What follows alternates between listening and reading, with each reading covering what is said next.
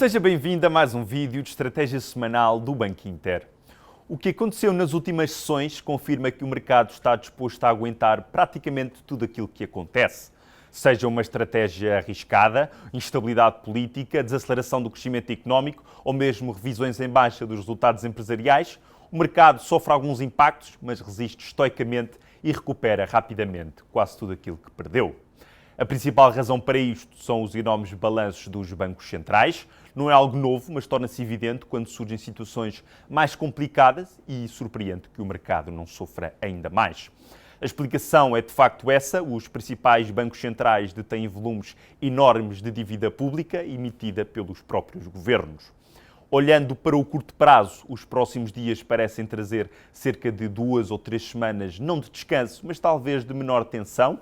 Isto porque Trump afirmou que vai demorar 15 dias para decidir se e em que grau os Estados Unidos se envolvem na guerra entre Israel e o Irão. Além disso, a 9 de julho deverão ser definidos, ainda que possam ser adiados, as novas tarifas para a maioria dos países. Assim, poderemos ter algumas semanas que o mercado acaba por ser interpretado com alguma calma. Mas não devemos esquecer que o fator número 1 continua a ser a guerra entre Israel e o Irão e as suas consequências, não tanto sobre o petróleo, já que se têm evitado danos em ativos de produção de energia, mas sim porque num conflito nunca se sabe como e até que ponto se pode expandir.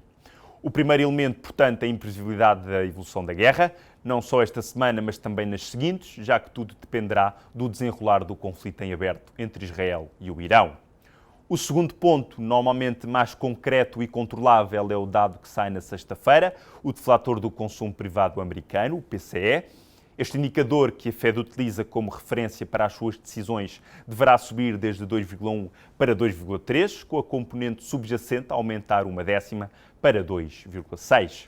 Isto é relevante porque reforça a ideia de que as pressões inflacionistas persistem, exceto na zona euro, onde o crescimento é muito baixo e o euro está bastante forte. Na zona euro, que a inflação está em 1,9, com a subjacente em 2,3, mas nos Estados Unidos, Japão e Reino Unido, a inflação está mais próxima dos 3%, longe do objetivo dos 2%. Por isso, os bancos centrais vão resistir a baixar as taxas de juros, daí a importância do deflator na sexta-feira. O terceiro elemento importante desta semana é na quarta-feira, com os resultados da Micron, uma tecnológica americana de referência. Espera-se um lucro de 1,57 dólares por ação, que representaria um aumento de 155% comparativamente com o período homólogo. Se os números forem tão positivos como se espera, confirmaria, tal como vimos com a Nvidia, que o setor tecnológico é praticamente imune a um contexto económico bastante delicado. Em resumo, os pontos-chave a acompanhar são a evolução do conflito entre Israel e o Irão, o deflator do consumo privado americano na sexta-feira e os resultados da Micron na quarta-feira. E porquê é que o mercado não sofre tanto com todos estes fatores? Porque os bancos centrais detêm atualmente mais dívida pública dos seus próprios governos do que nunca. Nos Estados Unidos, curiosamente, é o valor mais baixo, com a Fed a deter 17% da dívida emitida pelo governo americano. No Reino Unido e no Banco de Inglaterra acaba por deter 26% e o BCE 30%. No Japão, o caso mais extremo, o Banco do Japão detém 46% da dívida emitida. Isto faz com que os bancos centrais sejam os principais intervenientes no mercado obrigacionista, capazes de influenciar as obrigações. Quando estas sobem demasiado, os bancos centrais podem intervir e baixar as yields, o que acaba por ajudar a evitar quedas acentuadas nas bolsas. Esta questão da liquidez nas mãos dos bancos centrais é, na nossa opinião, o fator mais importante e explica então a resiliência dos mercados.